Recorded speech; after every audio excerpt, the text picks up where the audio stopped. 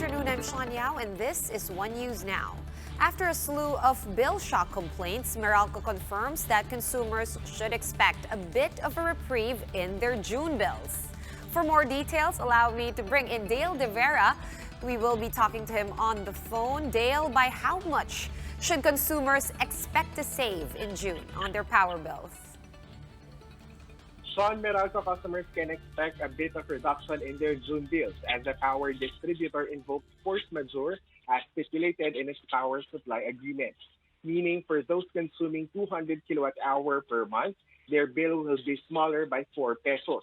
Those with a 300 kilowatt-hour consumption will have a 6 peso reduction, while those who consume 400 kilowatt-hours and 500 kilowatt-hours will have a bill smaller by 8 and 12 pesos respectively. This is because Meralco is cutting rates in June by 2 centavos per kilowatt-hour, bringing it down to 8.73 pesos per kilowatt-hour.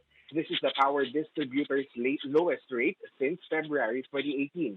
With the use of the force majeure provision, total savings amounted close to 1.6 billion pesos in the last 3 months. The generation charge would have increased by 18 centavos, while the total rate would have gone up by 24 centavos per kilowatt-hour if the power utility company did not invoke the provisions. For the June billing, the force majeure claim totaled 614 million pesos, or an equivalent savings of 0.2208 pesos per kilowatt-hour for customers.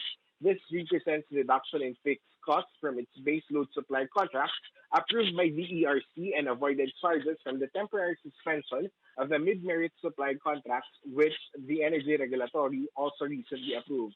Here's what Meralco spokesperson Joe Saldarriaga has to say.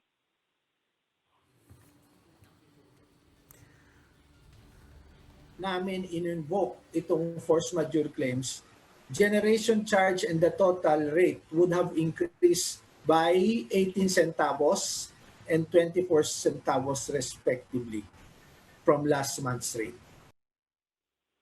Sean, meanwhile, Meralco spokesman Joe Saldarriaga earlier said that almost half of their customers will receive their June bills. This will reflect their actual consumption with a due date for the 1/4 of the bill set on the 30th of June. Sean, also just to add, Meralco reiterates that disconnecting customers who will fail to pay is not their priority at the moment. Saldarriaga said that they will make sure that there will be lights for their customers 24/7. Sean?